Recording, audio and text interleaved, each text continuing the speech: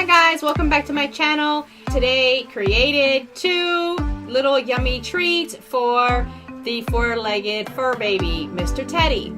So I made one with a bone-shaped biscuit with pumpkin puree and 2 eggs and some flour, as well as peanut butter. I put in my mixer, and I show everything in the video how I did it, and rolled it out, and then did the cookie shape cut, and then put it in my oven, and I baked it for 20 to 25 minutes. I also made a frozen treat for Mr. Ted, and out of a silicone heart-shaped mold, and he really enjoys those. That's with coconut oil, peanut butter, and bananas.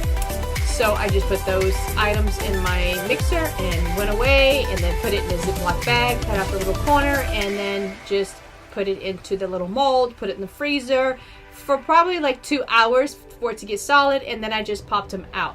So you have to keep those in the freezer. They stay much longer than the other ones. The other doggy treats, the biscuit won't stay fresh for at least no more than 5 to 6 days. So I made a small batch, and I shared some with my neighbor to give to his dog Rocky as well.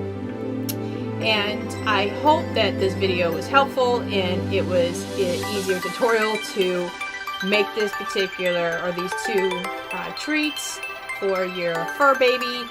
Don't forget that February 20th is Love Your Pet National Day. So this is a celebration for Mr. Ted.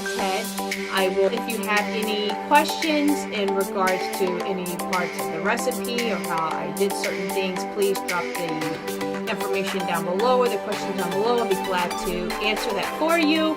Please give me a big thumbs up. Don't forget to subscribe, ding, to the channel, and hit the bell and to let you know when I post new videos.